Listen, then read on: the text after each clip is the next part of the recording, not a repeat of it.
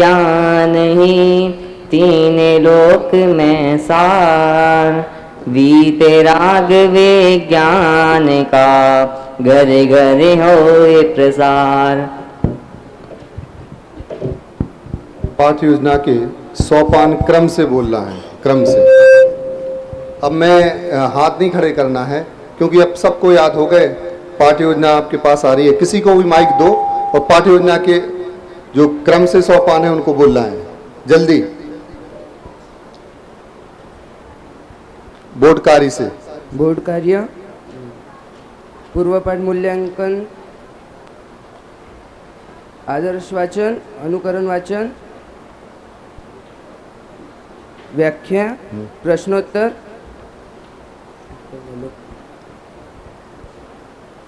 जल्दी, स्पष्टीकरण, प्रश्नोत्तर के बाद सारांश कथन, सारांश कथन, फिर समापन, गृहपाठ, गृह कार्य। बहुत अच्छा। इसने एक सोपान छोड़ा है। समापन मूल्यांकन, उद्देश्य कथन। उद्देश्य कथन, उद्देश्य कथन और सामान्य उद्देश्य, इनमें अंतर है क्या? बताएगा कोई? उद्देश्य कथन और सामान्य उद्देश्य और विशेष उद्देश्य होते हैं दो प्रकार के, तो इनमें अंतर है क्या? उद्देश्य कथन में हम पाठ को बच्चों को सामने इंट्रोड्यूस करते हैं और सामान्य उद्देश्य और विशेष उद्देश्य हम पाठ योजना के में प्रयोग करते लिखते हैं। सामान्य उद्देश्य पूरी बुक का उद्देश्य होता है और विशेष उद्देश्य सिर्फ पाठ का उद्देश्य होता है। सामान्य उद्देश्य सबका एक सा रहता है। सामान्य उद्देश्य क्या है? सामान्य उद्देश्य सभी का एक सा रहता है, वो सामान्य उद्देश्य क्या है?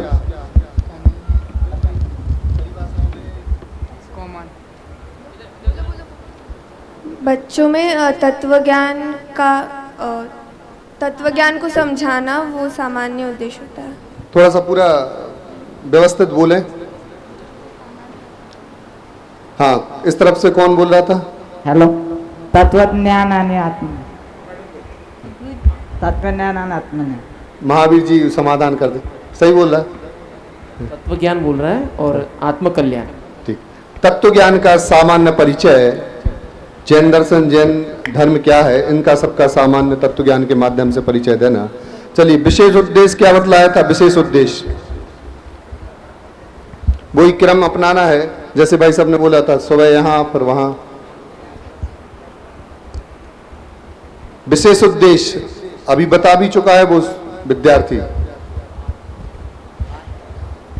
विशेष उद्देश्य यानी जो पाठ पढ़ा रहे उसका उद्देश्य बताना। हाँ, जैसे पाप का पाठ पढ़ा रहे आप, तो क्या होगा विशेष उद्देश्य? बेटा उसी को तो पाप पढ़ा रहे हैं, पाप का पाठ योजना आप लिख रहे हैं, तो उसका विशेष उद्देश्य क्या होगा? पाप का विशेष उद्देश्य ये होगा कि मतलब जो 5 पाप हैं वो जीव के विपरीत विभाव है, मतलब जीव को नहीं करना चाहिए, कि पूरा ऐसा कि जीव उससे अलग रहे, उसके बारे में ऐसा उद्देश्य बताना इस पाठ चैप्टर का। चलिए, थोड़ा सा मतलब उसको अपन व्यवस्थित तरीके से लिख देंगे। हाँ बोलो, क्या लिखोगे बेटा? हिंसा, झूठ, चोरी, कुशील परिग्रह के स्वरूप को बच्चों को समझाना और उसको छोड़ने के लिए बच्चों को प्रेरित करना। पूर्व पाठ मूल्यांकन और समापन मूल्यांकन, इनमें अंतर आ चुका है। बहुत बार अपन अंतर इसकी चर्चा कर चुके हैं। एक पाठ जैसे आपको पाठ पढ़ाना है तो आप 4 अनुमिति में पढ़ा रहे हैं, तो पूर्व पाठ मूल्यांकन कितने बार आएगा? पूर्व पाठ मूल्यांकन कितने बार आएगा? एक बार, 1 बार, 2 बार, 2 बार, 2 बार। हाँ, 1 बार वाला कौन है? 1 बार। 2 बार कब कब आएगा बताइए आप? 2 बार पहले दिन की पहली अनुमिति में और दूसरे दिन की पहली अनुमिति में 2 बार आएगा। ठीक है। अच्छा, अब पहले दिन की जो पहली अनुमिति में पूर्व पाठ मूल्यांकन आया वो किसका आएगा? अगले दिन जो पाठ पढ़ाया था, पिछली कक्षा में जो पाठ पढ़ाया था उसका आएगा। और दूसरे दिन जो है हमने चालू पाठ जो पढ़ा रहे हैं उसका, मतलब अगले दिन जो पढ़ाया 3 अनुमिति में जो पढ़ाया था उसी का चौथी अनुमिति में पूछेंगे। बहुत अच्छा। प्रश्नोत्तर कितने प्रकार के होते हैं? प्रश्नोत्तर कितने प्रकार के होते हैं? ये तो आप किसी के पास भी माइक आएगा, उत्तर देना है। 2 प्रकार के, बोधगम्य प्रश्नोत्तर और वस्तुनिष्ठ प्रश्नोत्तर। और कोई गलत है उत्तर? सही उत्तर कौन तीन बताए? प्रकार के होते हैं हाँ बोलिए। और एक मूल्यांकन वस्तुनिष्ठ प्रश्नोत्तर। मूल्यांकन वस्तुनिष्ठ प्रश्नोत्तर। हाँ और कोई? हाँ। तीन प्रकार के होते हैं, बोधगम्य प्रश्नोत्तर, वस्तुनिष्ठ प्रश्नोत्तर और मूल्यांकन प्रश्नोत्तर। बहुत अच्छा। जिन प्रश्नों को हम बच्चों को कॉपी में लिखाते हैं उसको वस्तुनिष्ठ प्रश्नोत्तर कहते हैं। सही है गलत? गलत। तो बोधगम्य प्रश्नोत्तर किसे कहते हैं? जिसको हम कॉपी में लिखवाते हैं। हाँ ठीक है। प्रश्न लिखाएंगे क्या उत्तर भी लिखाएंगे? पहले प्रश्न फिर उत्तर। पहले प्रश्न लिखाएंगे फिर उत्तर लिखाएंगे। बहुत अच्छा। मूल्यांकन प्रश्नोत्तर समापन मूल्यांकन में, यह समापन मूल्यांकन कब किस सोपान के बाद किया जाएगा? समापन मूल्यांकन किस सोपान के बाद किया जाएगा? सारांश कथन के बाद। सारांश कथन के बाद किया जाएगा। कब किया जाएगा? किस अनुवृत्ति में करेंगे? ये हम पहले दिन की आखिरी अनुवृत्ति होगी जो उसमें करेंगे। बहुत अच्छा। पहले दिन की आखिरी अनुवृत्ति आखिरी होगी अनुवृत्ति में उसमें करेंगे। करेंगे। जैसे आपको पाठ्य योजना में दिया है कि एक दिन में 3 अनुवृत्ति बनानी है, एक दिन में 3 अनुवृत्ति बनानी है, तो समापन मूल्यांकन कितने बार करेंगे? एक बार करेंगे समापन। एक बार पक्का। गृह कार्य? वो भी एक बार। एक बार। बोर्ड कार्य? वो भी एक बार। बहुत अच्छा। चलिए, आदर्श वाचन की परिभाषा क्या है? डेफिनेशन। आदर्श वाचन की परिभाषा बोल रहा है। आदर्श वाचन मध्ये पहिले बोर्डवर प्रकरण लिहायचं आणि मग प्रकरण लिहिता लिहिता शिक्षकांनी मुलांवर लक्ष ठेवायचं। अच्छा, उन्होंने कहा है कि भाई बोर्ड कार्य के पश्चात, उद्देश्य कथन के पश्चात छात्र अध्यापक जो है वो पढ़ते हैं, उसे आदर्श वाचन कहते हैं। परिभाषा बोल रहा है आदर्श वाचन की। ये तो बताया कि आदर्श वाचन कब करेंगे, लेकिन आदर्श वाचन की परिभाषा। आदर्श वाचन अध्यापक के द्वारा किया जाता है और पूरे आरोह अवरोह के साथ शुद्ध वाचन किया जाता है, उसी समय उसे आदर्श वाचन कहते हैं। अच्छा ठीक है। अनुकरण वाचन किसे कहते हैं? परिभाषा ये आएंगी परिभाषा परीक्षा में। छात्रों के द्वारा, कौन? हाँ बोलिए। छात्रों के द्वारा आरोह अवरोह सहित जो वाचन किया जाता है उसे अनुकरण वाचन कहते हैं। बहुत अच्छा। संवाद किसे कहते हैं? परिभाषा बोल रहा है। संवाद किसे कहते हैं? जो बिंदु छूट गए हैं बच्चों के द्वारा, उनको हमारे द्वारा क्लू दे के समझाना, उसे संवाद कहते हैं। बहुत सुंदर। भाववासन परक प्रश्नोत्तर कितने बार करेंगे? हम एक पाठ पढ़ा रहे हैं, भाववासन परक प्रश्नोत्तर। ध्यान से सुनना, कितने बार किए जाएंगे? 2 बार। कब कब? एक बार पूर्व पाठ मूल्यांकन में, एक बार समापन मूल्यांकन। बहुत सुंदर। भाववासन और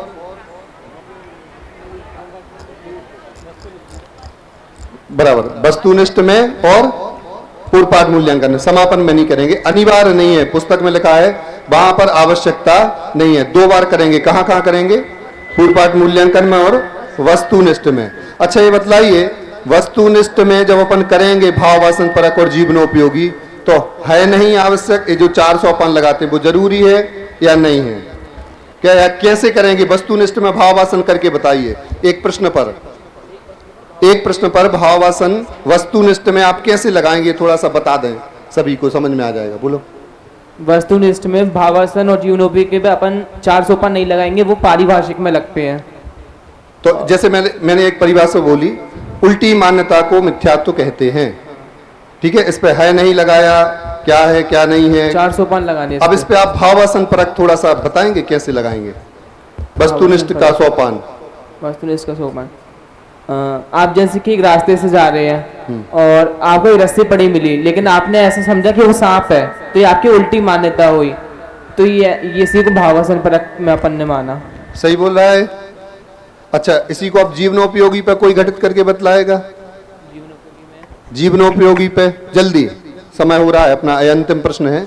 जीवनोपयोगी पे घटित करके बतलाना है कि जैसे हमें पेपर में अच्छे मार्क्स नहीं आए तो हम ये समझ, मतलब जिसको अच्छे मार्क्स नहीं आए या टीचर ने नहीं दिए तो हम ये समझते हैं कि टीचर ने मार्क्स हमें अच्छे नहीं दिए, हमने तो पढ़ा था। तो ऐसा नहीं होता है, जितना बच्चे ने पढ़ा था उसके हिसाब से मतलब उसे समझना पड़ेगा कि जितना मैंने पढ़ा है उतना ही मुझे मिलेगा, तो ये उसकी उल्टी मान्यता को दूर कर। हाँ, तो थोड़ा सा व्यवस्थित नहीं कर पा रही है, लेकिन आगे अब मैं इसी में पूछना हूँ, आप बताना। मेरा कुर्ता बहुत सुंदर है, ठीक है, ये ऐसी मेरी मान्यता है, इसलिए मैं कुर्ते से सुंदर लग रहा हूं। यह जीवनोपयोगी में आ सकता है कि नहीं? ये जो अभी उल्टी मान्यता मिथ्यात्व है, इसको मैंने कहा कि मैं कुर्ते से बहुत सुंदर लग रहा हूं, आएगा कि नहीं? बताएगा कोई? आएगा जीवनोपयोगी। तो आप उससे निष्कर्ष क्या निकालेंगे? कि बस ये वस्त्रों से हमने अभी तक जो सुंदरता मान रखी है मेरी मिथ्या मान्यता, उल्टी मान्यता। बहुत अच्छा, इस प्रकार से अपन उसको ले सकते हैं। चलिए,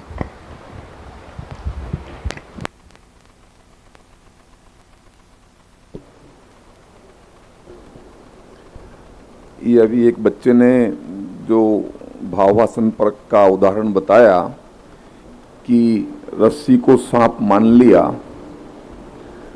तो ये मिथ्यात्व हो गया, क्या ये बात सही है?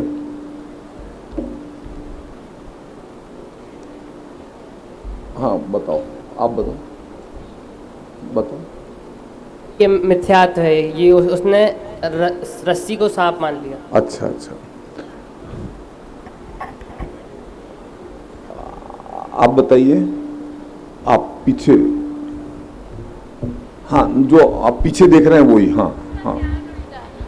उसके ज्ञान में ऐसा आया कि जो रस्सी है वो सर पे, परंतु ऐसा नहीं है। नहीं तो वो मिथ्यात्व है कि नहीं, सवाल तो ये।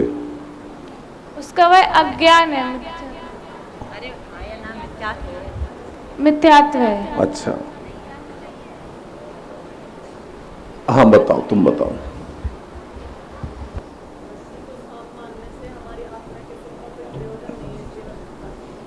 माइक में बोलो।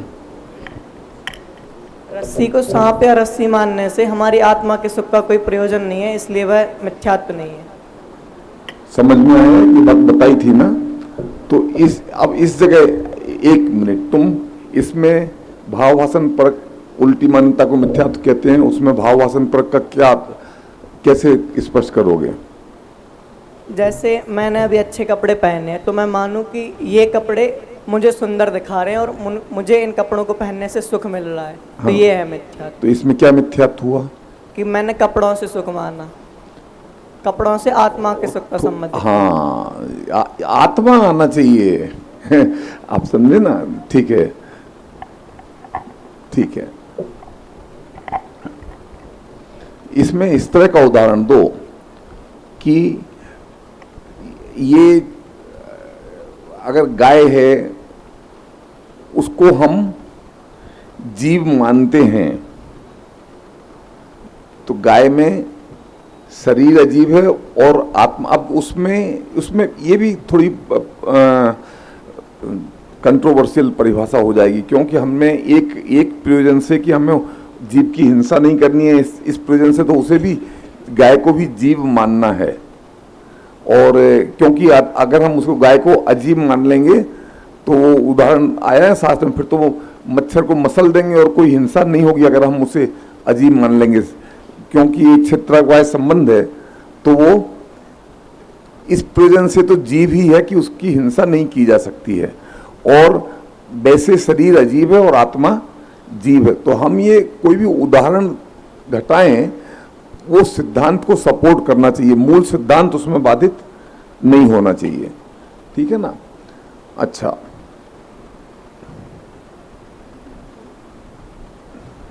हाँ आप आइए पढ़ाने के लिए, ग्रीन टी शर्ट के पीछे। हाँ,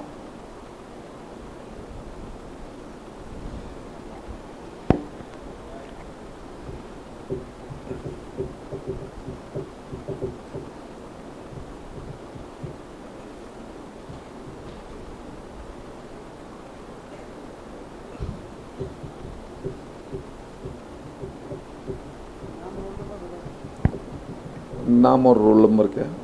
नाम, रोल नंबर अनविट। माइक में बोलूँ। मोहित है, पंजाब, डिप्टी। बेटा इतने धीरे बोलोगे तो फिर कैसे कोई सुनेगा? माइक में बोलो और अच्छी तरह से बोलो। रोल नंबर क्या बताया? 15। 15। अच्छा, आप कौन सा पाठ पढ़ाएंगे? उसमें सुनिए, कौन सा पाठ पढ़ाएंगे, उसमें कौन से दिन की कौन सी अनुवृत्ति पढ़ाएंगे और अनुवृत्ति आपकी कहाँ से कहाँ तक होगी वो पहले डिक्लेयर कर दो। वो आपके पढ़ाने का पार्ट नहीं है, वो हमारी सूचना के लिए है। उसके बाद में आप पढ़ाना शुरू करो, ठीक है?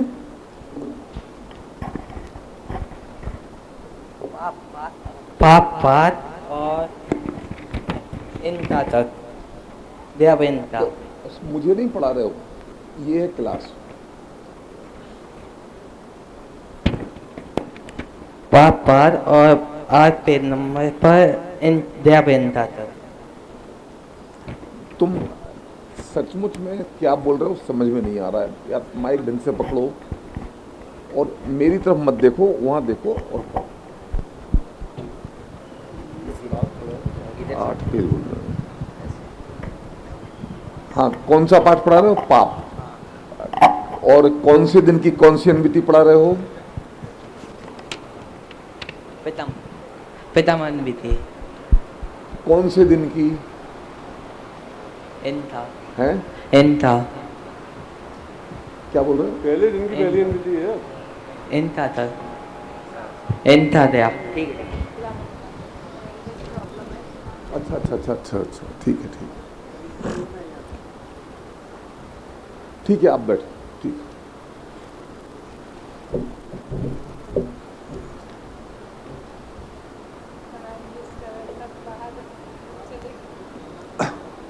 हाँ, रेड शर्ट। आप जो मैं जिसको बोलता हूँ वो पीछे देखने लगता है। हाँ, पिंक रेड, आओ।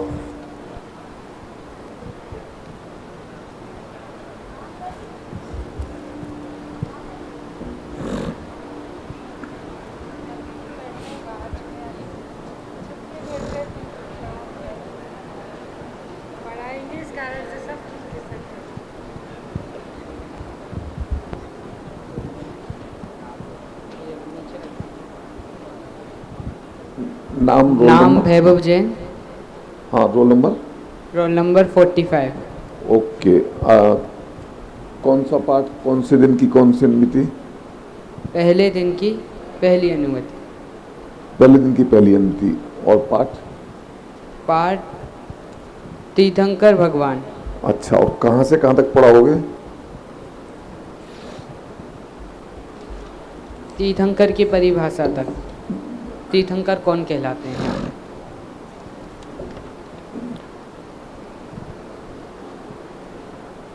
ठीक है, शुरू करो।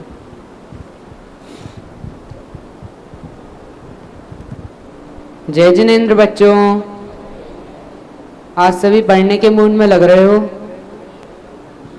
पढ़ने के मूड में? आप यहाँ पर ध्यान दीजिए और सही से बैठिए।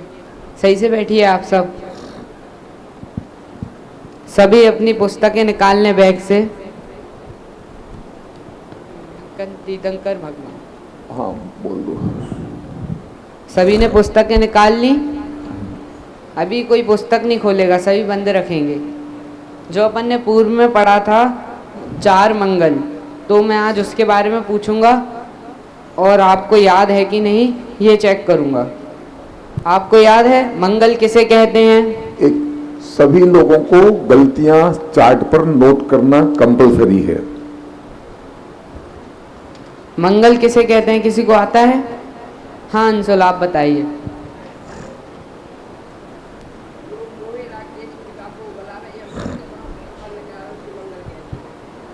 हाँ, आपका आंसर बिल्कुल सही है। और उत्तम किसे कहते हैं, आपको पता है? आप में से किसी को?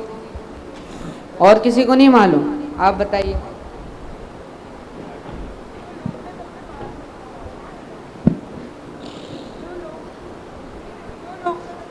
तो उत्तम कहते हैं। हाँ, आपका आंसर बहुत बिल्कुल सही है।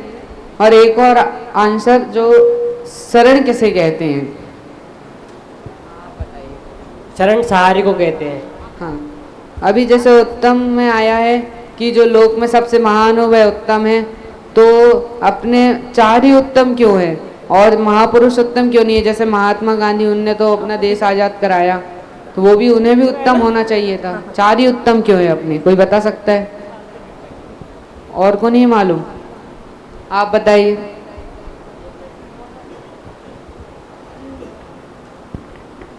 क्योंकि उसमें किसी व्यक्ति विशेष को नमस्कार नहीं किया। अच्छा, और अपने चार ही उत्तम कौन कौन से हैं? आप बता सकते हैं चार उत्तम कौन कौन से हैं?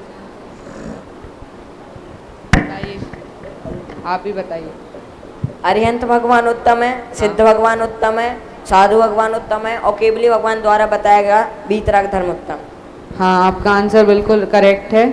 और अभी अपन ने देखा था शरण सहारे को कहते हैं। तो आप मतलब आपको मंदिर जाना है और आप है ना, आपको बुखार आ गया और आप बीमार हो गए, तो आपके उस टाइम पर शरण सहारा कौन होगा आपका? ये बताइए आप। डॉक्टर। नहीं,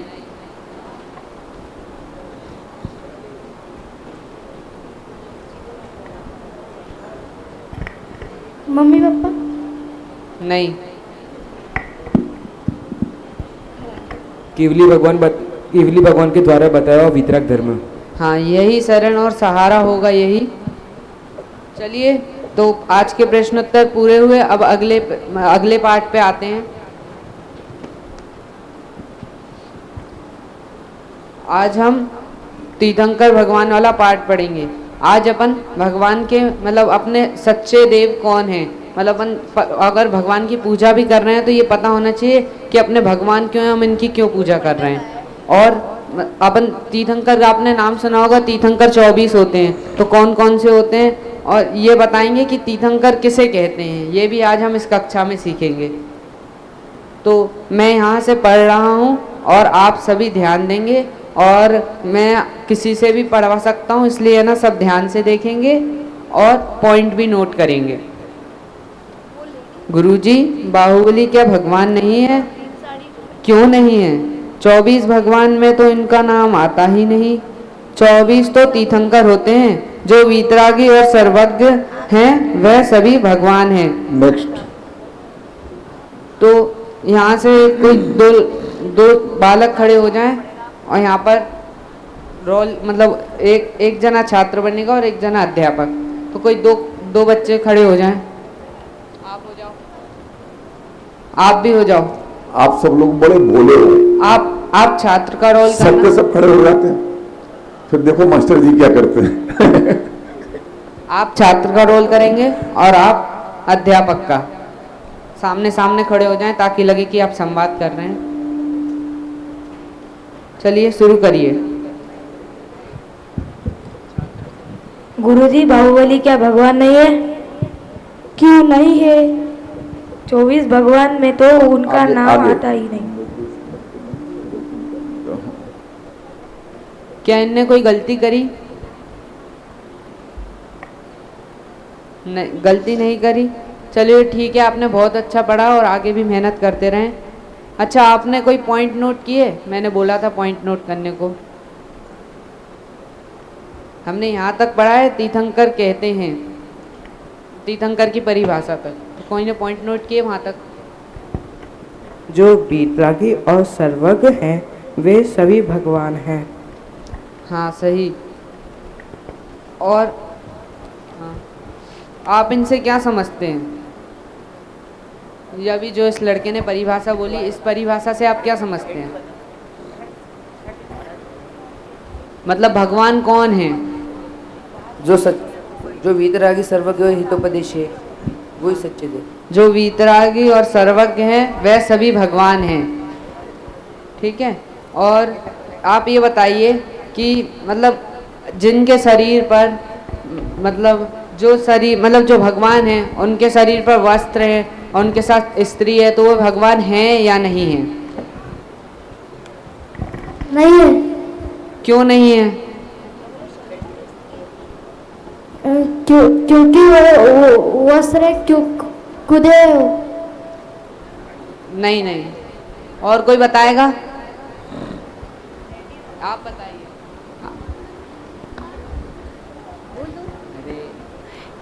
क्योंकि वो परिग्रह से सहित हैं। हाँ, मगर उन्हें राग है, स्त्री के प्रति राग है, राग देश भी है और परिग्रह से सहित भी है। मगर इसका मतलब जो वीतरागी और सर्वज्ञ होते हैं वह सही भगवान होते हैं। वीतरागी उनका मतलब जिनके पास स्त्री नहीं होगी और मतलब जिनके पास बिल्कुल वस्त्र नहीं पहने होंगे वो होंगे भगवान। जो राग देश से रहित वीतरागी सर्वज्ञ हितोपदेशी है वो भगवान है हमारे। हाँ, आपका आंसर भी सही है, आप सही बोल रही हैं। और बच्चों आप आज कॉपी निकाल लें, मेरे को कुछ प्रश्न लिखवाने थे।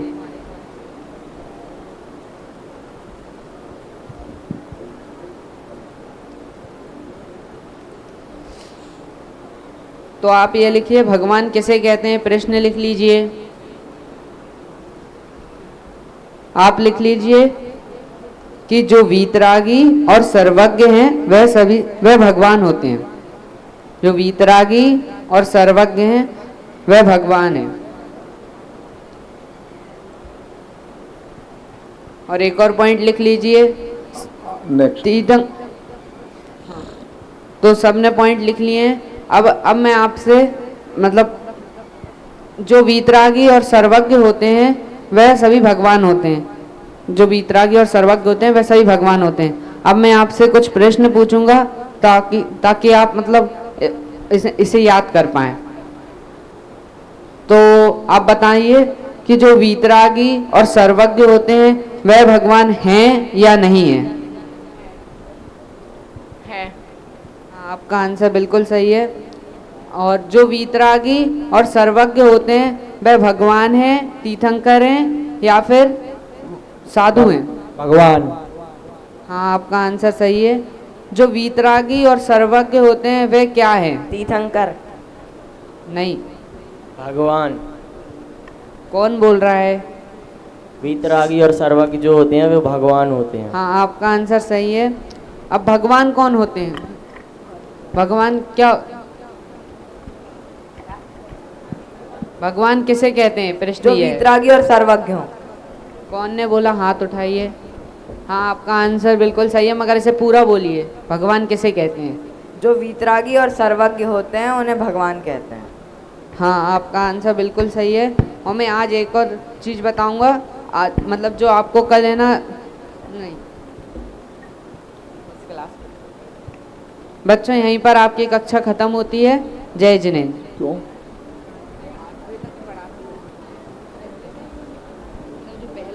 एक मिनट, आपने सोपान, हाँ, आपने कौन कौन से सोपान पढ़ाए हैं ये बताइए। हाँ हाँ, ये बताओ, माइक में बताओ, माइक में बताओ। हाँ, शुरू से बताने हैं। हाँ, शुरू से क्या क्या सोपान किए हैं वो बताओ। बोर्ड कार्य किया है, बोर्ड कार्य के बाद है ना पूर्व पाठ मूल्यांकन, और फिर उद्देश्य जो आज पढ़ाएंगे। इसके बाद है ना उद्देश्य या उद्देश्य कथन, उद्देश्य कथन और आदर्श वाचन, अनुकरण वाचन और अनुकरण वाचन,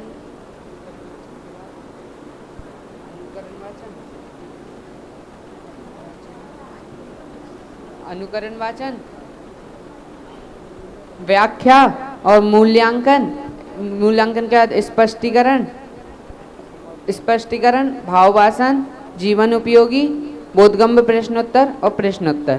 ये सब कर लिया आपने? प्रश्नोत्तर तक कर लिया। प्रश्नोत्तर तक कर लिया। नहीं, कौन से प्रश्नोत्तर कर लिए? ये अभी 4 किए ना, है या नहीं भगवान। ये तो वस्तुनिष्ठ प्रश्नोत्तर हैं। वस्तुनिष्ठ प्रश्नोत्तर। हाँ, फिर इसमें भाववासन और जीवनोपयोगी। जीवन, हाँ। और फिर उसके बाद सारांश पूरा करना है। हाँ, पूरा ही करना है। हाँ। तो बच्चों तुमने हाँ। एक मिनट, तुमने कौन सी अनुमति तय करी? पहली अनुमति तय करी? पहली अनुमति, तो, पहले हाँ, दिन तो सारांश कथन तक तो आएगा ना। हाँ। सारांश कथन तो किया ही नहीं। अच्छा, मैं कर रहा हूँ, सॉरी। बच्चों यहाँ पर ध्यान दीजिए, जो नेक्स्ट पेज है 9वें नंबर का पेज, वहाँ पर एक परिभाषा लिखी है। जो धर्म तीर्थ मुक्ति का मार्ग का उपदेश देते हैं, समुसरण आदि। बैठो बैठो बैठो बैठो। 2 मिनट आखिरी तक करा। अपने कोई बात नहीं, बैठो। नोट किए हैं आप सभी ने गलतियां?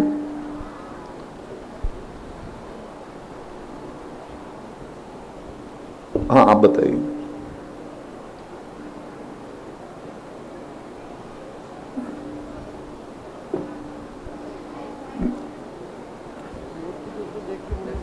हाँ इनको दीजिए माइक। उन्होंने संवाद को छोड़ हाँ, दिया है। हाँ बोल, एक मिनट इनको। सबसे पहले तो आए थे ये तो बोर्ड कार्य करने के पहले ही निर्देश दे रहे थे। फिर उद्देश्य कथन रोचक नहीं था, संक्षिप्त था पर सरल नहीं था, और अनुकरण वाचन के पहले निर्देश नहीं दिए कि गलतियां पूछेंगे और डायरेक्ट पूछ लें, और मूल्यांकन 1-2 तो किया था पर 3-4 नहीं किया।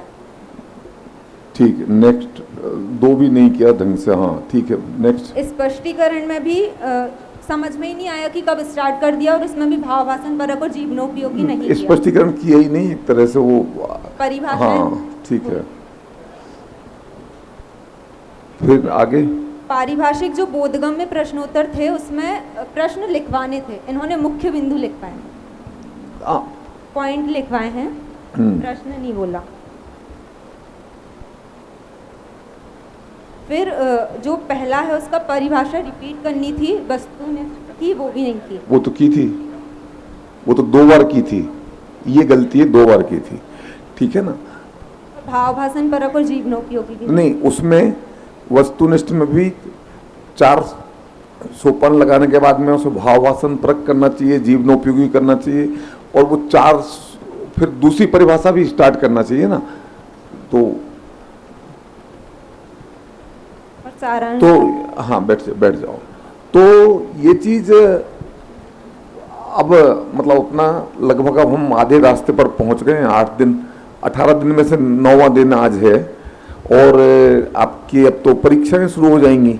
8 और 9 को आपकी प्रैक्टिकल एग्जाम होगी, 8 तारीख और 9 तारीख को। तो अब आपकी प्रैक्टिस काफ़ी कुछ हो जानी चाहिए। सोपान आप लोगों को समझ में आ गए हैं, ये बात दिखाई देती है। ये तो गलतियां हैं ज्ञान की नहीं है, चारित्र की हैं, प्रैक्टिस में नहीं आ रही है। प्रैक्टिस करने की जरूरत है।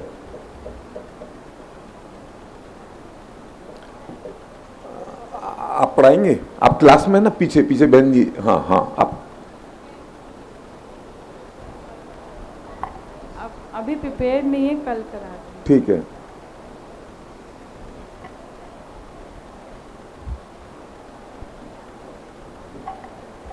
हाँ हाँ आप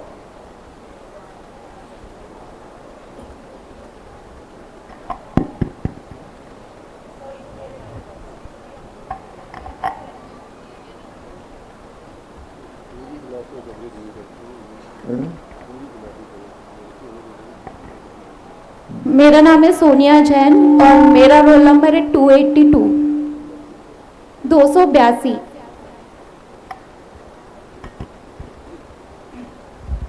सभी को जय जिनेंद्र। पहले आप डिक्लेयर कर दीजिए कि कौन सा पाठ, कौन सा दिन, कौन सी अनुमिति, कहाँ से कहाँ तक पढ़ाएंगे, ताकि उस हिसाब से। ठीक है, आज हम बाल बोध पाठमाला भाग 1 का पाठ जीव अजीब पढ़ेंगे, और इसमें हम प्रथम दिन की प्रथम अनवीति लेंगे। और कहाँ से कहाँ तक ये भी बता दो।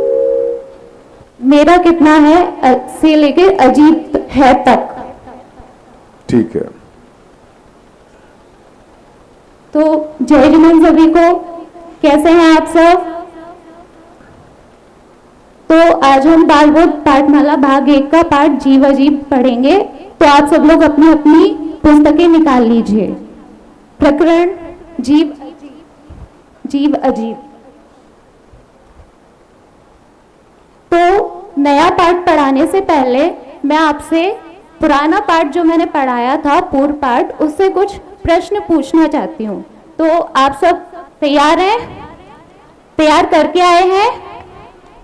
ओके। तो पहला प्रश्न है, निस्सही का क्या अर्थ होता है? निस्सही का क्या अर्थ होता है? बॉयज में से कोई बताएगा? बताइए आप। सर्व सांसारिक कार्यों का निषेध। Very good. दूसरा प्रश्न है, मंदिर जी में कैसे और क्यों जाना चाहिए? आप बताइए। ब्लैक।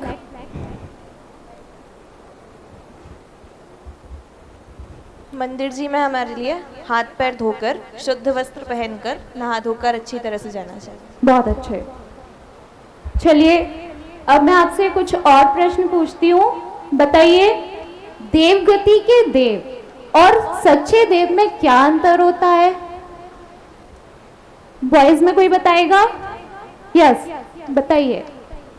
देवगति के देव और सच्चे देव में क्या अंतर होता है? देवगतीचे देव चिन्ह वगैरे यातनं सहित असतात आणि खरे देव हे चिन्ह वगैरे सहित नसतात. कोई और बताएगा? स्पष्ट करके बताएगा कोई? हाँ, आप बताइए। देवगति के देव संसारी है और वितरागी देव मुक्त है, संसार से मुक्त है। ठीक है, तो क्या हमें देवगति के देव को पूजना चाहिए? क्या उनकी स्तुति करनी चाहिए? क्यों नहीं करनी चाहिए? बताइए। क्योंकि वो सच्चे देव नहीं है, क्योंकि वो वितरागी, सर्वज्ञ और हितोपदेशी नहीं है। सच्चे देव वो होते हैं जो वितरागी, सर्वज्ञ होते हैं। क्या इसका आंसर सही है? वेरी गुड, बैठ जाइए बच्चे।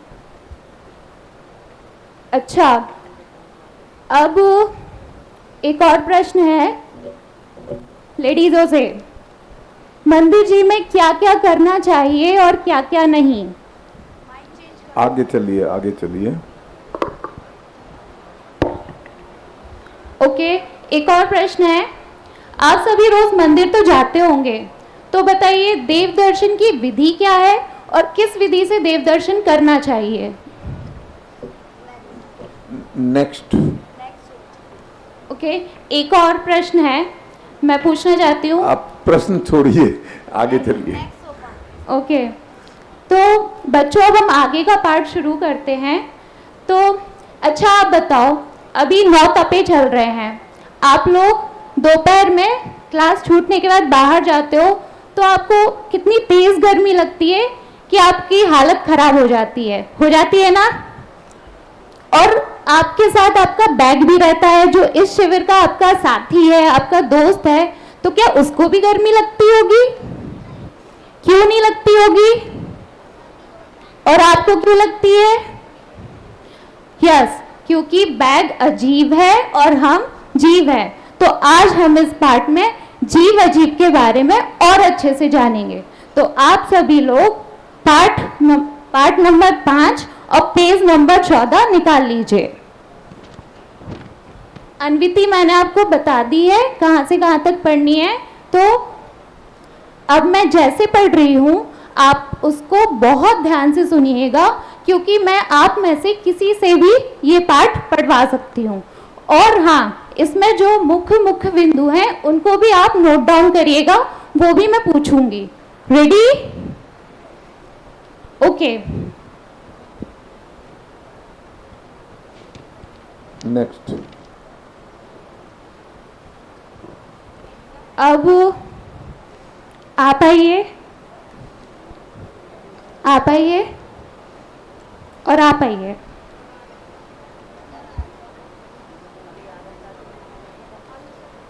जैसे मैंने पढ़ाया है वैसे ही आपको पढ़ना है, और आप सब लोग ध्यानपूर्वक सुनिएगा और ये जो त्रुटियां या गलतियां करें उनको आप बताइएगा, ठीक है?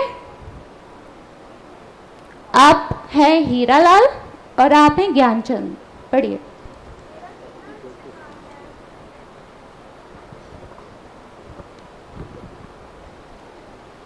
आहा, बहुत अच्छा नाम है। अरे भाई, हीरा कीमती अवश्य होता है, परंतु है तो अजीब ही ना। नेक्स्ट। क्या इन्होंने अच्छा पढ़ा?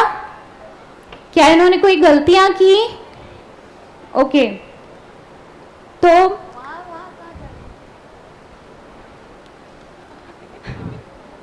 अब आप लोग बताइए, आप लोगों ने जो मेन पॉइंट्स मैंने नोट डाउन करने के लिए कहा था वो किए हैं? आपने कितने किए? आपका ध्यान कहाँ है? आप क्लास में नहीं है? आपका मन कहाँ है? लंदन में? आप बताइए, आपने कितने पॉइंट्स नोट डाउन किए? 2। कौन कौन से?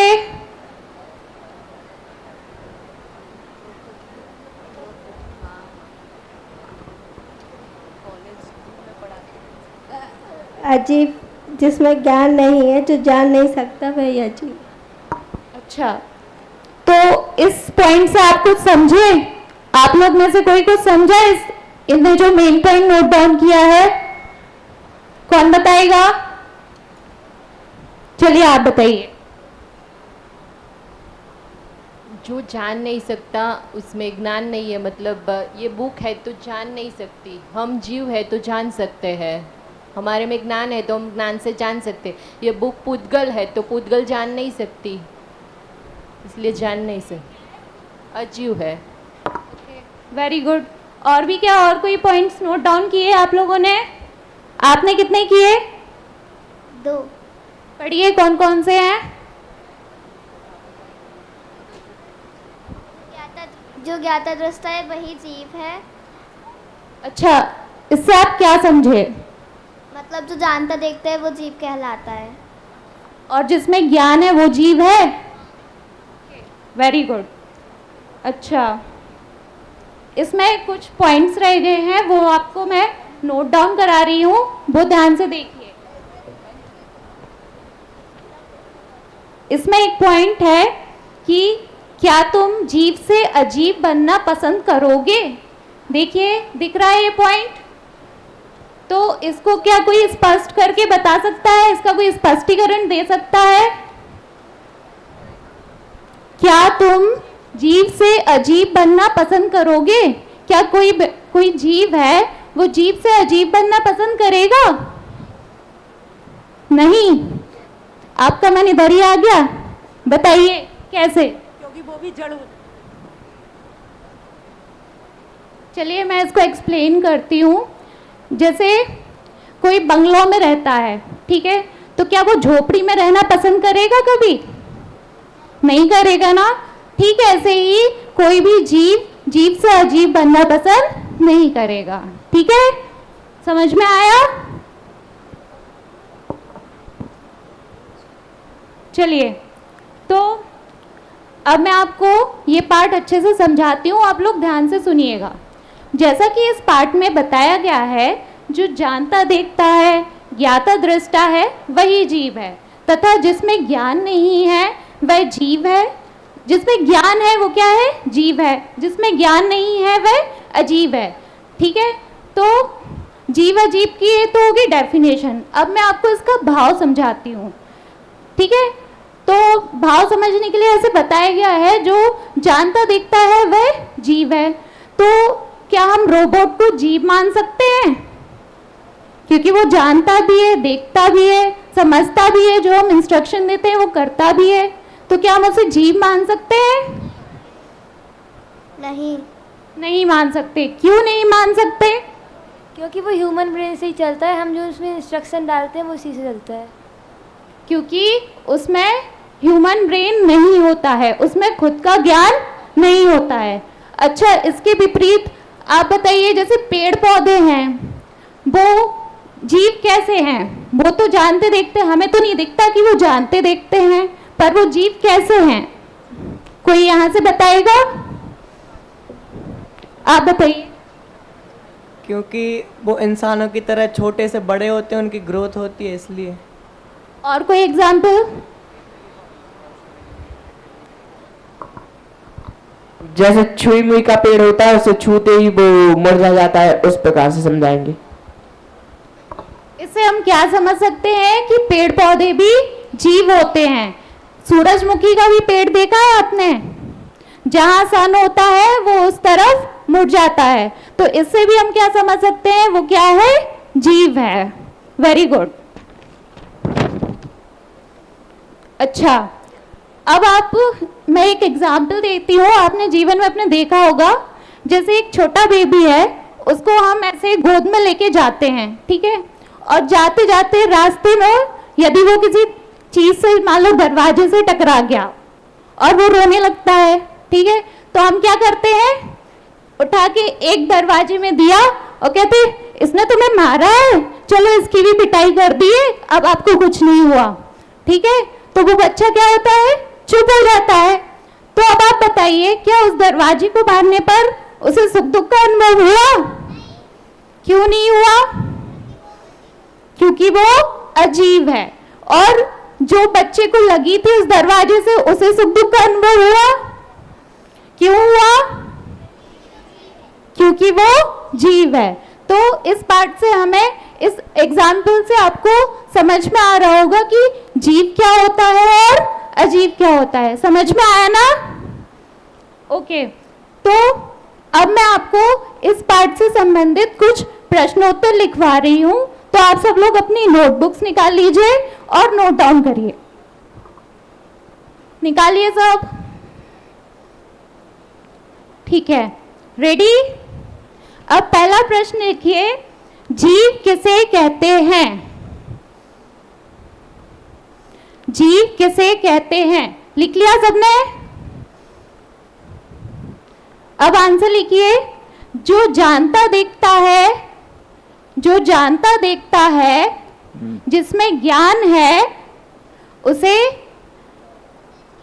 जीव कहते हैं। नेक्स्ट। ओके, अब मैं आपको एक कथन देती हूं और उससे रिलेटेड मैं एक क्वेश्चन पूछूंगी, आप सब आंसर देना। कथन है, जो ज्ञाता दृष्टा है वही जीव है। सुना आपने? जो ज्ञाता दृष्टा है वही जीव है। तो अब मेरा प्रश्न है, जो ज्ञाता दृष्टा है वह जीव है या नहीं? है। ओके, जो ज्ञाता दृष्टा है वह जीव है या अजीब? जीव। ओके, जो ज्ञाता दृष्टा है उसे क्या कहते हैं? जीव। जीव किसे कहते हैं? जो ज्ञाता दृष्टा है उसे जीव कहते हैं। वेरी गुड, ठीक है। अब मैं एक और आपसे कथन बोलती हूँ, एक और परिभाषा है, उससे भी रिलेटेड क्वेश्चन पूछूंगी, आप बताना, ठीक है? आगे आगे। अब मैं कुछ आपको उदाहरण देती हूँ, अब उनका समझ के उत्तर देना कि वो जीव है या अजीब है, ठीक है? बताइए, पक्षी जीव है। ओके, रोबोट अजीब है। ओके, पृथ्वी जीव है। तार, वायर अजीब है। ओके, हवा जीव है। ओके, तरंगे वेव्स अजीब है। अजीब है। ओके, फंगस काई लग जाती है ना, वो क्या है, जीव है या अजीब है? जीव है। Very good. अच्छा, अब एक मैं प्रश्न पूछती हूँ, जीव अजीब को जानने से हमें लाभ क्या है अपनी लाइफ में? हमें इससे क्या उपयोग है? हम जीव अजीब को जानकर क्या लाभ, मतलब इससे क्या है लाभ जीव अजीब को जानने से? आप बताइए। जीव अजीब जानने से हमें ये लाभ है कि हम कहीं किसी को दुख नहीं पहुंचाएंगे, और जो अजीब हैं उनमें भेद भी कर पाएंगे कि अजीब है, अजीब है। ओके, तो बच्चों इस पार्ट में हमने जीव अजीब के बारे में बहुत अच्छे से समझा। इनको जानने से हमें आत्मा की सच्ची पहचान होती है और सच्चा सुख प्राप्त होता है, और यदि हमें सच्चा सुख प्राप्त करना है तो जीव अजीब का ज्ञान करना भी आवश्यक है। जीव अजीब का ज्ञान करके हम स्वयं भी भगवान बन सकते हैं। इस अनविति का सार आपको समझ में आया? नहीं आया। लाभ तो बता दिए, पर वो सीखा क्या वो तो बताया ही नहीं। इस पार्ट से आपने ये सीखा, इस पार्ट से हमें वस्तु स्वतंत्रता का ज्ञान हो सकता है। अनादिकाल से जो हम दुखी होते जा रहे हैं, जीव और अजीब में एकत्वपना कर रहे हैं। नहीं, ये आप क्या कर रहे हैं? ये मैं सारांश कथन कर, तो सारांश कथन आप तो एक्सप्लेन कर रहे हैं, सारांश कथन में तो परिभाषा सीधी बोल रही है। परिभाषा बोल, हाँ ठीक है ना? ठीक है। जो ज्ञाता दृष्टा है, इस पार्ट से हमने ये समझा, जो ज्ञाता दृष्टा है, जो जानता देखता है, वह जीव है, और जो जानता देखता नहीं है वो क्या है? अजीब है। जिसमें ज्ञान नहीं है वो भी अजीब है। ठीक है, अब ये जो पाठ पढ़ा इससे मैं एक दो क्वेश्चन पूछती हूँ, आप आंसर देना। ठीक है, जो ज्ञाता दृष्टा है वह क्या है? ये क्या कर रहे हैं आप? जीव। ये है समापन। समापन। आपने कौन से दिन की कौन सी अन्विति पढ़ाई थी? पहले दिन की पहली अन्विति। समापन कौन सी अन्विति में होता है? दूसरी। ठीक है, ठीक है ना, बैठिए। इसमें मूल्यांकन के जो 4 हिस्से हैं, पहला, दूसरा, तीसरा, चौथा, इसमें लोग थोड़ा फॉलो नहीं कर पा रहे हैं। और इसमें जिस तरह से इन्होंने बोला, अन्विति मैंने आपको पहले बता दी है। जो बताया पहले वो आपके अध्यापन का पार्ट नहीं था, पर जब आप अध्यापन कर रहे हैं, पढ़ा रहे हैं, उस समय ये अन्विति, आदर्श वाचन, अनुकरण वाचन शब्द का प्रयोग नहीं करना चाहिए। और किया तो सही, जब वो स्पष्टीकरण किया, उससे पहले मूल्यांकन किया, तो वो दोनों मिक्स हो गए। बाद में स्पष्टीकरण अच्छी तरह से किया, ठीक है, और काफी कुछ अच्छा है।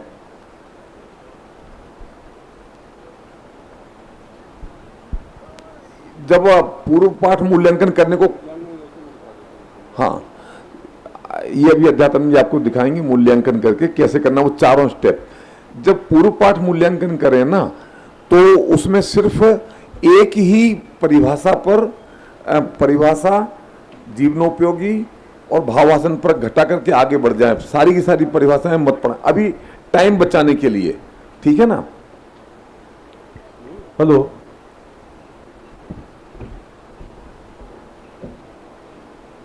इन्होंने बहुत अच्छा पढ़ाया था, खास तौर से स्पष्टीकरण तैयार करके लेके आई थी और उन्होंने देख करके पूरा व्यवस्थित ढंग से पढ़ाया है।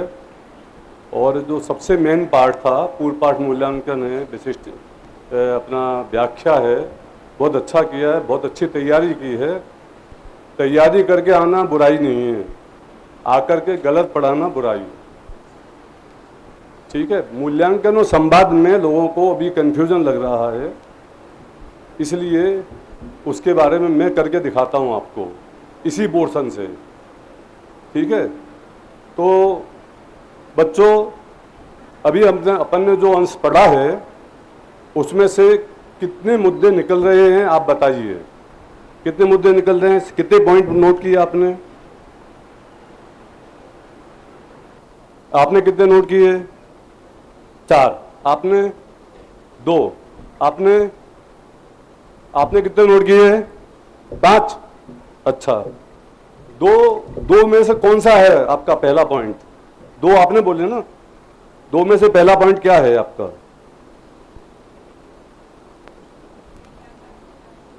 मैं ज्ञाता दृष्टा हूं, वह जीव है, ठीक है। अब आपने 3 पॉइंट नोट किए, दूसरा पॉइंट क्या है आपका?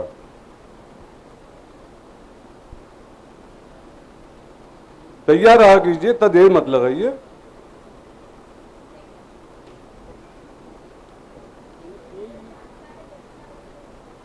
वो तो इन्होंने बता दिया, दूसरा पॉइंट क्या है?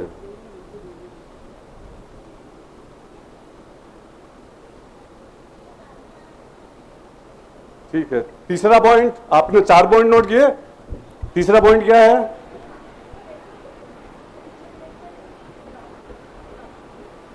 अच्छा, आपने कितने पॉइंट नोट किए थे? एक ही बस? क्या है इकलौता पॉइंट आपका? हैं? जो जानता देखता है वो, बस एक ही पॉइंट है। ओके, अच्छा एक बार बताइए कि तो हीरा का बहुत अच्छा नाम है, हीरा लाल, तो ये कोई पॉइंट नहीं बन रहा है क्या? क्यों? हीरा कीमती तो बहुत होता है, ऐसा तो कुछ आया है ना लिख के इसमें किताब में, पढ़ो जरा एक बार।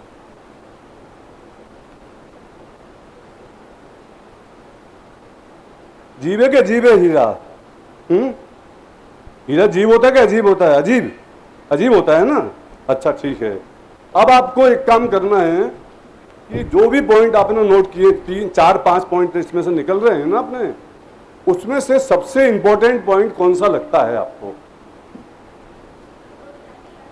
जवाब तो मैं पूछूंगा तब दीजिएगा। पहले आप अपने बना लीजिए प्रायोरिटी। जैसे 5 पॉइंट निकले अपनी, किसी ने, आपने 2 देखे थे ना, 5 पॉइंट हो गए, 5 पॉइंट ख्याल आ गए आपके। अब आप इसमें से 5 पॉइंट में से सबसे महत्वपूर्ण पॉइंट कौन सा है वो वाला निकाल के और देख लीजिए, फिर मैं एक एक करके पूछता हूं, ठीक है? बोलिए, सबसे महत्वपूर्ण पॉइंट कौन सा है इसमें? क्या तुम जीव से अजीब बनना पसंद करते हो? ठीक है, इनका सबसे महत्वपूर्ण पॉइंट ये है। आपका कौन सा है सबसे महत्वपूर्ण पॉइंट? वो ये है। आपका कौन सा है सबसे महत्वपूर्ण पॉइंट? ओके, तो आपके हिसाब से उन्होंने ये जो पॉइंट बोला था, आपने क्या पॉइंट बोला था? क्या तुम जीव से अजीब बनना पसंद करते हो?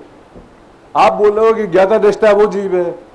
क्या आपको नहीं लगता कि वो ज्यादा अच्छा पॉइंट है, ज्यादा महत्वपूर्ण है हमारे लिए? वो ज्यादा महत्वपूर्ण है। अब आपको ऐसा लग रहा है? ओके, आपको जीव की परिभाषा ही आपको अच्छी लग रही है, जो जानता देखता है जीव? क्यों, ऐसा क्यों लग रहा है? जब पता चलेगा कि जीव कौन है तभी तो पता चलेगा कि जीव से अजीब बनना पसंद क्यों नहीं करेंगे। ओह ग्रेट, बहुत अच्छी बात कही। जब हमें पता लग जाए कि हम जीव हैं तो ही तो हम ये कर पाएंगे कि जीव अजीब क्या होता है। ठीक है, बहुत अच्छा। और किसी के और कोई नया पॉइंट ऐसा है इसके अलावा जो इससे भी ज्यादा महत्वपूर्ण लग रहा हो किसी को? बोलिए। मैं जीव हूँ, आत्मा अजीव है। ज्यादा महत्वपूर्ण क्यों? क्योंकि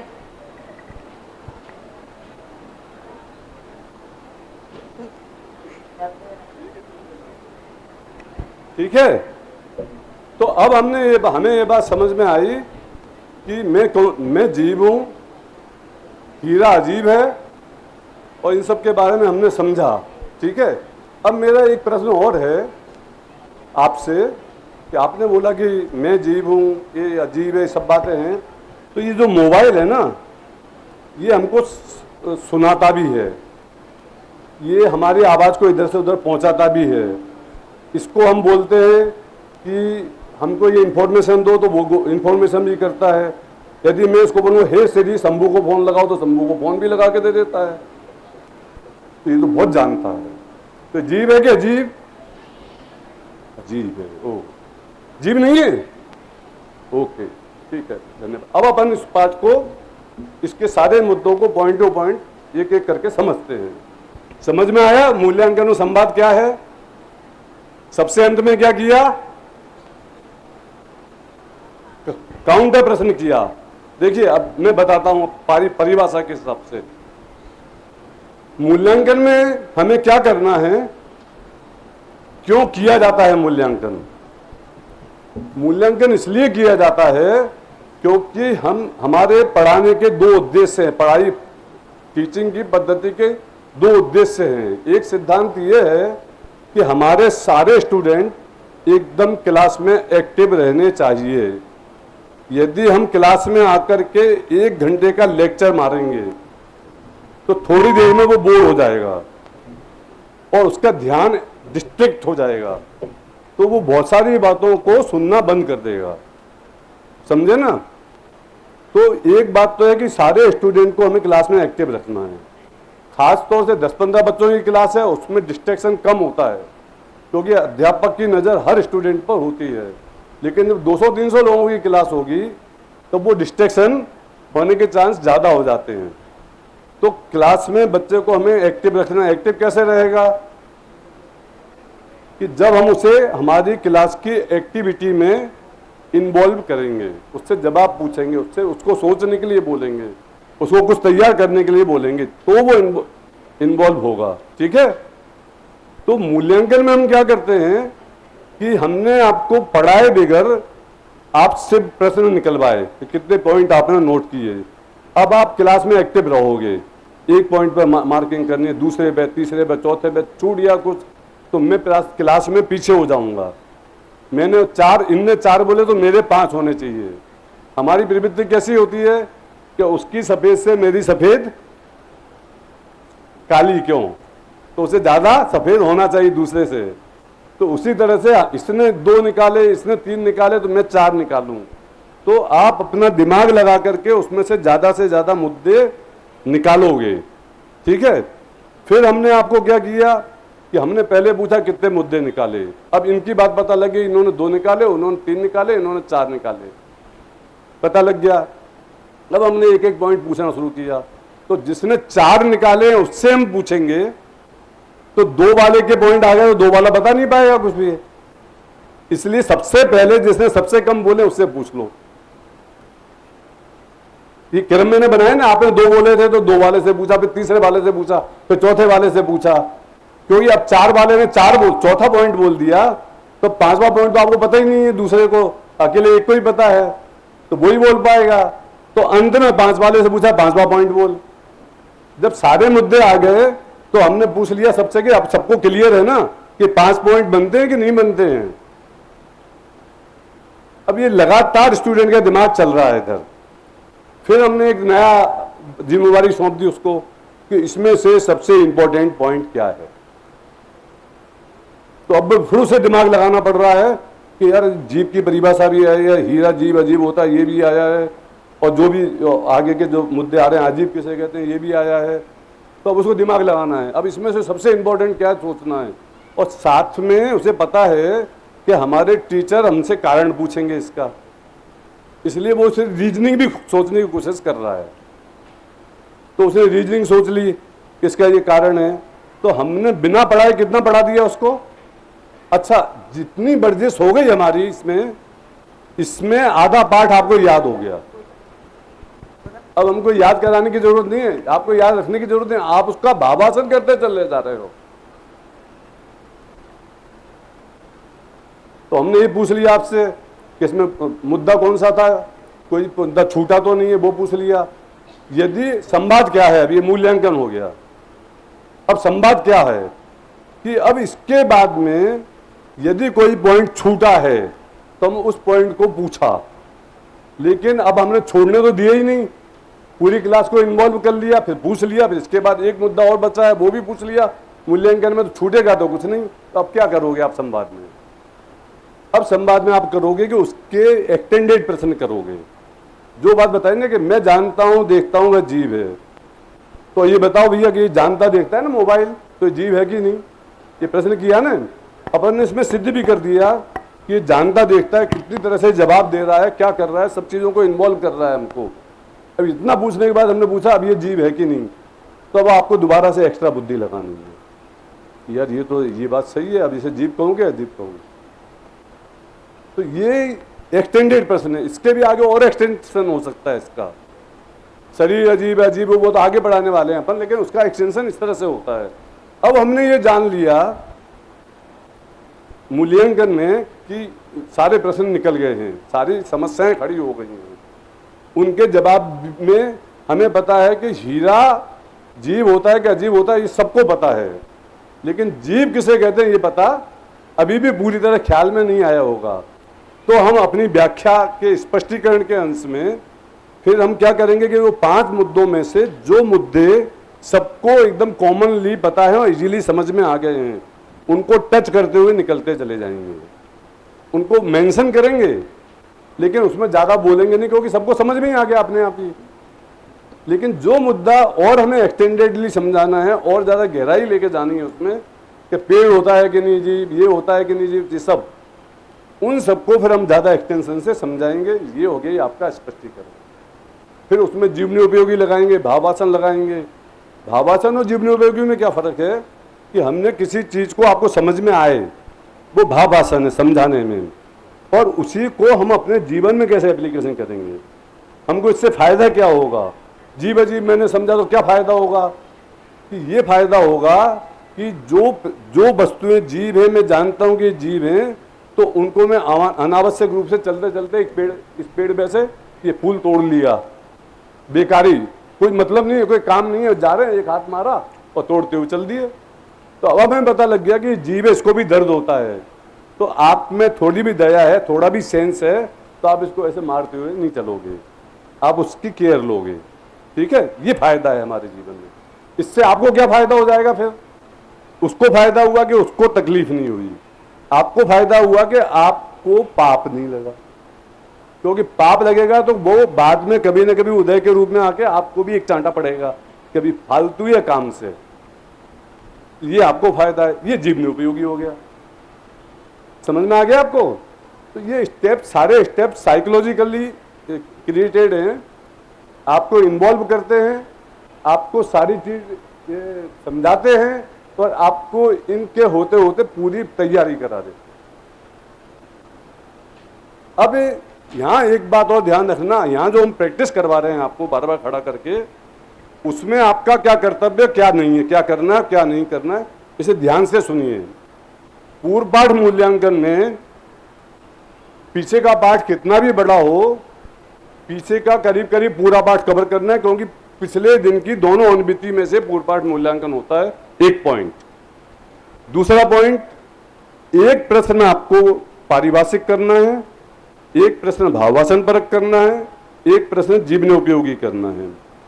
असली कक्षा में आपको 10 प्रश्न करो, वो करना चाहिए, लेकिन चूंकि हमारे पास यहाँ लिमिटेड टाइम है और आपकी भी बुद्धि लिमिटेड चल रही है, जितने ज़्यादा बोलोगे उतने ज़्यादा फंसोगे, गलतियाँ भी होंगी, इसलिए कम से कम में निपटाओ। एक एक प्रश्न आपने किया, हम आपको फटाफट बोल रहे हैं नेक्स्ट। अब उनको नेक्स्ट बोला भाई साहब ने, तो भी वो दूसरा प्रश्न चालू हो गई, तो नेक्स्ट का मतलब दूसरा पे 10 प्रश्न थोड़ी बोलोगे आप, है ना? तो एक एक प्रश्न आपको पूर्व पाठ मूल्यांकन में तीनों टाइप के बोलने हैं, वो क्लियर कर तीनों टाइप के होने चाहिए, वो पिछले पाठ से। उसके बाद में जब व्याख्या पे आप आते हो तो भी आप ऐसा करो, आपकी असली कक्षा में आप चाहो तो व्याख्या 2 तरह से कर सकते हो। एक है कि एक एक पॉइंट लिया, फिर दूसरा पॉइंट पारिभाषिक लिया, फिर 5 पॉइंट है, पांचों पॉइंट पारिभाषिक ले लिया आपने, और फिर आप आए भाववाचन परक पे और फिर जीवनोपयोगी पे आए। एक स्टाइल तो ये है।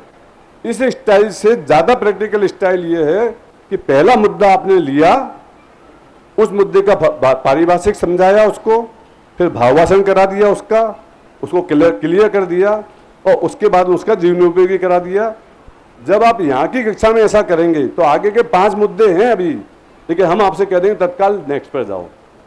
अभी हमको इतना लंबा क्यों सुनना पड़ता है आपको, जिसकी हमारी बिल्कुल इच्छा नहीं होती है, क्योंकि हम तो देख रहे हो 1-1 मिनट काउंट करते हैं कि अगले को बुलाएं, लेकिन आप ठोके जा रहे हो पारिभाषिक 4-5, तो हमको सुनना पड़ेंगे, क्योंकि हमें ये देखना है कि ये भाववाचन जीवनोपयोगी कर रहे हो कि नहीं। दूसरी बात ये ध्यान रखो कि जैसे आपने प्रश्न किया, हमने बोला नेक्स्ट, तो नेक्स्ट का मतलब नेक्स्ट स्टेप नहीं है, वो हमने पारिभाषिक में नेक्स्ट बोला, आपने 2-3 परिभाषा लिखानी शुरू की, बोलना शुरू की, तो हम बोलेंगे नेक्स्ट, तो आपको भाववाचन पे आना है। नेक्स्ट का मतलब बोधगम्य प्रश्नोत्तर पे नहीं जाना है। इसी तरह से वस्तुनिष्ठ प्रश्नोत्तर में पहला 4 सोपान लगाए, दूसरी परिभाषा आपने बोली, हमने बोला नेक्स्ट, तो भाववाचन परक पे जाना है, सारांश कथन पर नहीं जाना है। ठीक है? तो एक एक परिभाषा आपने बोली तो आप यहां सस्ते में छूट जाओगे, भाववाचन परक और जीवनोपयोगी। उसके बाद आप चलते हो बोधगम्य प्रश्नोत्तर पर। बोधगम्य प्रश्नोत्तर में सबसे इंपॉर्टेंट और क्रूशियल पॉइंट क्या है कि बोधगम्य प्रश्नोत्तर में पहला प्रश्न होना चाहिए आपके अनुभूति का। आप दूसरा प्रश्न लेते हैं तो हम मानते हैं कि बोधगम्य प्रश्नोत्तर अधूरे आपने कवर किए हैं, इसलिए पहला प्रश्न पहला होना चाहिए। आप पहला प्रश्न बोलोगे तो उसका उत्तर लिखाओगे, हम बोल देंगे नेक्स्ट, तो आगे के लेने नहीं है। सारे जितने प्रश्न हैं सबके बोधगम्य आपको करने हैं असली कक्षा में, लेकिन यहां पर एक करोगे हम नेक्स्ट बोल देंगे आपको। ठीक है? अब वस्तुनिष्ठ प्रश्नोत्तर पर आप आए तो पहली परिभाषा, इसमें भी पहली परिभाषा लेनी है आपको। दूसरी लोग तो हम ये मान लेंगे पहली परिभाषा तो आपने छोड़ ही दी, भूल गए, आप तैयारी नहीं कराओगे, इसलिए पहली परिभाषा पे वस्तुनिष्ठ लगाओ। इसलिए ऐसा पोर्शन लो जिसमें पहली परिभाषा में 4 वस्तुनिष्ठ के सोपान लगते हों। नहीं लगते हैं तो आप उसको स्पष्ट कर दो पहले या बाद में। ठीक है कि ये 4 सोपान होते लेकिन इसमें नहीं लग रहे थे, कोई कोई प्रश्न ऐसे होते हैं जिसमें चारों सोपान कभी कभी नहीं लगते हैं, तो बोलो पहला प्रश्न के चारों पहली बार रिपीट की परिभाषा, फिर 4 सोपान लगवाए, उसके बाद में अगली परिभाषा शुरू करो आप, हम बोल देंगे नेक्स्ट, तो आप जी भाववाचन पर चले जाओ। उसके बाद में सारांश करते समापन और गृहकार तो इजी है एकदम। ठीक है? ये सारी की सारी ये टेक्निक है, सारी ट्रिक है। यहाँ पे आकर के पढ़ाना, एग्जाम में पढ़ाना और असली कक्षा में पढ़ाना, हर चीज में ट्रिक इन्वॉल्व है। कहाँ पर कैसा वातावरण है, क्या पोजीशन है, उस हिसाब से ट्रिक आपको करनी है।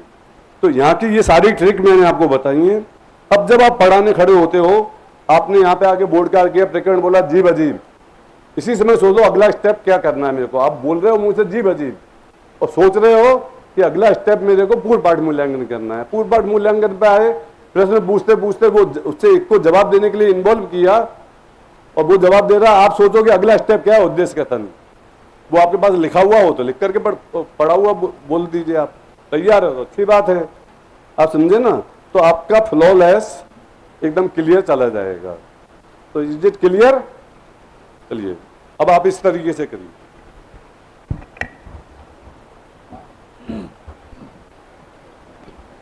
आज आपको पाठ्य योजना बनानी है, 7 बजे पहुंचना है, पता है ना, याद है ना?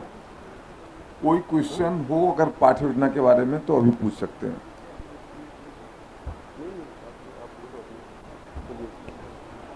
कोई क्वेश्चन हो तो हाथ खड़ा करें, अदरवाइज आगे बढ़ते हैं।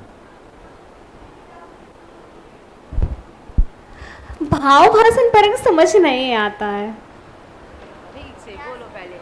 मतलब ऐसे जिसमें मतलब ऐसे फील हो भाव, वो ऐसे लगाना नहीं आता है उसमें।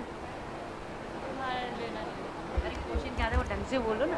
Practice makes man perfect. आप कोशिश करते थे, धीरे धीरे आने लगे।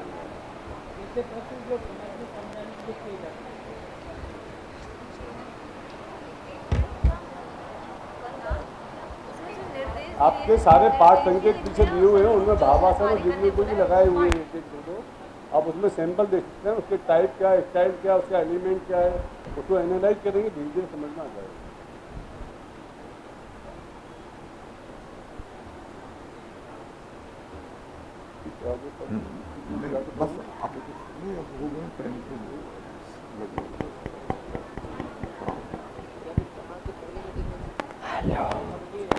है कोई प्रश्न है पाठ्य योजना संबंधी?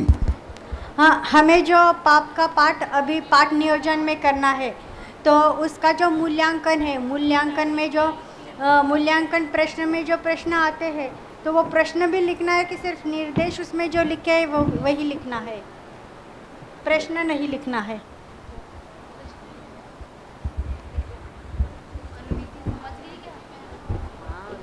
मूल्यांकन में प्रश्न होते ही नहीं है ना। मूल्यांकन में प्रश्न इसलिए नहीं लिखने हैं क्योंकि वो स्पॉन्टेनियस है, ऐसे बनाया नहीं है आपने कुछ भी। आप अपनी कॉपी में नोट करके रखेंगे पढ़ करके कि ये इतने प्रश्न निकल रहे हैं, उसमें से इतने प्रश्न निकल रहे हैं, नोट करके रखेंगे तो वो हर पाठ के स्पॉन्टेनियस होंगे। जो पूर्ण पाठ आपने जो मटेरियल तैयार किया है ना स्पष्टीकरण का, उसके आधार पर चलते हैं वो। तो स्पष्टीकरण पर आप सब बात देने वाले हो, तो मूल्यांकन में आप वही चीज कर स्टूडेंट से पूछोगे सबसे, इसलिए जरूरत नहीं उसे। आपका आदर्श जो है ये पाठ्य योजना है द्रव्य गुण पर्याय की। जो द्रव्य गुण पर्याय में जो किया गया है उसको आपको इस पाप पर करना है। उसमें बस नकल में अकल की जरूरत कितनी होती है कि उसमें जो मटेरियल आया है सारा, वो जो द्रव्य गुण पर्याय से संबंधित आया है उसकी जगह आपको पाप से रिप्लेस करना है। जो प्रथम दिन की जो द्वितीय मध्यमा अन्विति है, तो उसमें जो मूल्यांकन पूर्ववत लिखा हुआ है, तो जब हमारा सिलेबस चेंज हो जाएगा, मतलब विषय जो हमने 3 अन्विति में डिवाइड किया है पाठ को, तो फिर उसको कैसे करेंगे मूल्यांकन में? मूल्यांकन में जैसे कि अपन सारे सोपान में पूर्ववत लिख देते हैं, तो मूल्य जिन चीज़ों में पूर्ववत तो सिर्फ वहाँ लिखना है जहाँ सोपान की परिभाषा लिखनी है। यहाँ तो मटेरियल है ना, मटेरियल तो डिफरेंट है, तो वो मूल्यांकन में आपको वो सारे पॉइंट लिखने हैं जो उस पोर्शन में आए हैं, उस समिति में आए। हाँ, क्योंकि अभी जो हम लोग मूल्यांकन की बात करें, मूल्यांकन प्रश्नोत्तर की नहीं। अन्विति भाई साहब हाँ, उसी में बच्चे कंफ्यूजन हो रहे हैं। हाँ। अपन ने मूल्यांकन में फिर पूर्ववत लिख दिया है। हाँ। पहली अन्विति में तो अपन ने पूरा डिटेल दिया है मूल्यांकन संवाद। फिर उसके बाद द्वितीय अन्विति में अपन ने मूल्यांकन को पूर्ववत संवाद को पूर्वत, स्पष्टीकरण को पूर्वत लिखा है। माइक माइक उसमें क्या है, सिलेबस बदल रहा है। सिलेबस बदल रहा है मतलब जैसे आपने चैप्टर को 4 भाग में डिवाइड कराया। हाँ। पहले दिन की 3 अन्विति और दूसरे दिन की 1 अन्विति। हाँ। तो जो पहले दिन की दूसरी अन्विति है मध्यमा, तो उसमें जैसे हमारा जो चैप्टर को जो हमने डिवाइड किया है, हाँ। तो जैसे मैंने पाप के पार्ट में है, तो जैसे शुरू में पाप लिया है और उसमें कुछ भी बदल क्या रहा है। आपको ये 4 स्टेप कराने हैं कि पूछना है हमसे कितने प्रश्न निकले। हमें आपका पहला पॉइंट क्या है, दूसरा पॉइंट क्या है, तीसरा पॉइंट क्या है, चौथा पॉइंट क्या है, फिर इसमें वरीयता क्या है आपकी, ये सब बातें हमको उससे पूछनी है। इसे क्या लिखोगे आप, वो हर पाठ के अकॉर्डिंग, पाठ के स्पष्टीकरण के अकॉर्डिंग जितने पॉइंट आपने बनाए स्पष्टीकरण के, उतने ही पॉइंट निकलेंगे। तो अन्विति में लिखने पड़ेंगे ना। अन्विति में आपको मूल्यांकन में लिखना है कि हम ये करवा देंगे केवल। तो पहली अन्विति में हमने लिख दिया, दूसरे में पूर्ववत मतलब पहले जैसा करवा देंगे, उसमें कोई मुद्दा नहीं लिखना है। स्पष्टीकरण में आपको सारे पॉइंट देने हैं। मतलब इसमें जो बिंदु निकलेंगे, मुख्य बिंदु, उनका कोई भी वो नहीं दिखना है। मूल्यांकन में नहीं आएगा, स्पष्टीकरण में आएगा। स्पष्टीकरण में आएगा। तो निष्कर्षता मूल्यांकन में अपन वो नहीं लिखेंगे, बिंदु नहीं लिखेंगे। अच्छा, दूसरा एक और भाई साहब, उसमें दूसरे दिन की जो पहली अनुवृत्ति है, उसमें अपन ने प्रकरण दिया है नेमिनाथ भगवान भी। तो उसमें भी बच्चे बहुत सारे भ्रमित हैं। हाँ, वो स्टोरी ऐसी है, एक मैं समझ गया मैं प्रश्न आपका। वो स्टोरी ऐसी है कि जब हमने कोई पाठ खत्म हो रहा है एक दिन में, मतलब पूरे साल भर पढ़ा रहे हो आप, समझो पूरे साल भर की हमारी क्लास है, समझो ये जो कोर्स पूरा बनाया गया है पढ़ाने का, वो आपको साल भर की क्लास के हिसाब से बनाया गया है। तो कोई दिन ऐसा भी आएगा जिस दिन आधा पाठ, थोड़ा बहुत पोर्शन हमारा पुराने पाठ का रह गया है और अगला पाठ आप पढ़ाओगे। तो जब आप वहाँ पे प्रकरण लिखोगे तो क्या लिखोगे कि नेमिनाथ भगवान का भी पाठ पढ़ाने वाले हो और द्रव्यगुण पर्याय भी पढ़ाने वाले हो। तो आप द्रव्यगुण पर्याय का जो भी अंश बचा है, मान लो प्रमेयत्व गुण, तो प्रमेयत्व गुण और नेमिनाथ भगवान ये प्रकरण रख सकते हो, क्योंकि उसकी पहली अनुवृत्ति में ये वाला पाठ आएगा पुराने वाले पाठ का। अब दूसरी अनुवृत्ति में आएगा नेमिनाथ भगवान का पाठ। फिर दूसरी अनुवृत्ति जब बंद खत्म होगी, तब आप जो समापन मूल्यांकन करोगे उसमें आप दोनों वाले प्रश्न करोगे। जो आज पोर्शन पढ़ाया था उसका द्रव्यगुण पर्याय का, और जो नेमिनाथ का जितना पढ़ाया उसमें से समापन मूल्यांकन करोगे। सारांश कथन भी अकॉर्डिंगली करोगे। और जब पहली अनुवृत्ति हमने जब सारांश कथन तक पहुंचे आप, तो वहां पर सारांश कथन करते हुए वो कर गए। अब दूसरी अनुवृत्ति के बाद पाठ खत्म हो रहा है, इसलिए उसमें ये लिखा गया है पहले दिन की पहली अनुवृत्ति में कि जब पाठ हम खत्म करेंगे, अब ये जो पाठ योजना बन रही वो तो बन रही है पाप की, और हम दूसरे दिन पढ़ाने वाले पाप भी और कसाई भी। तो हम ये करेंगे कि वहां पे ये लिखेंगे कि जो पाप वाले पाठ के और कसाई वाले पाठ के समापन मूल्यांकन, और वो सारे हम उस वक्त होंगे जब कसाई वाला पढ़ा के चुके होंगे। इसलिए वो सब दिया गया है। वो ये जो इसमें जो द्रव्यगुण पर्याय की पाठ योजना है वो एकदम परफेक्ट है, इसलिए क्योंकि समापन मूल्यांकन द्रव्यगुण पर्याय का पहली अनुवृत्ति करने के बाद नहीं करोगे, गृह कार्य उसी वक्त नहीं दोगे आप, जब पूरा दिन खत्म हो गया है तभी करोगे ना। तो वो तो दूसरे नेमिनाथ पाठ की पाठ योजना में शामिल होगा फिर वो। इसलिए हम यहाँ पर इस वाले पाठ से संबंधित जो भी प्रश्न बन रहे हैं उसको हम यहाँ मेंशन कर रहे हैं कि जब पाठ अंत करेंगे गृह कार्य उसमें, तो हम ये दे देंगे, बस ये मेंशन करके उसे खत्म कर दिया हमने। ये इस तरह से है, ठीक है।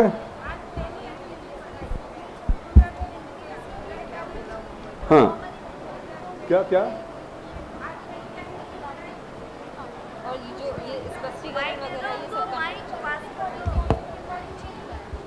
नहीं, उसके बाद दूसरी अनुवृत्ति पढ़ाओगे दूसरे पाठ की। हाँ, एक ही अनुवृत्ति पढ़ा दो, खत्म कर दोगे आप। तो दूसरे दिन के लिए प्रश्नोत्तर तो देने पड़ेंगे, कल ये याद करके आना। यदि आपकी दूसरे दिन एक ही अनुवृत्ति है टोटल, तो आप उसे समापन गृह कार्य करोगे। लेकिन यहाँ पर जो बनानी है आपको, वो ये मान करके बनानी है कि दूसरे दिन में दूसरी अनुवृत्ति है। भाई साहब, प्रश्न ये है कि यदि आपने यहाँ पर प्रमेयत्व गुण और नेमिनाथ दोनों लिया है, तो आज जैसे पाप का चैप्टर बनानी है पाठ योजना, तो दूसरे दिन की प्रथम अनविति जब बनाएंगे तो वहाँ कषाय जोड़नी है कि नहीं जोड़नी है? कसाय नहीं, आपको नहीं जोड़नी, कसाय कसाय वाला अगली पाठ्य योजना में आपके आएगा। हाँ, यहाँ पे हमें पाठ से संबंधित है, और पाप से संबंधित जो बातें क्लास अंत करते वक्त में हमें इन्वॉल्व करनी है, उसे यहाँ उसको मेंशन कर देना इस जगह कि इन पाप के संबंधित इन अंशों को जब हम पाठ अंत करेंगे तो उसको भी गृह कार्य में और समापन में इन्वॉल्व करेंगे, बस ये मतलब है। हाँ।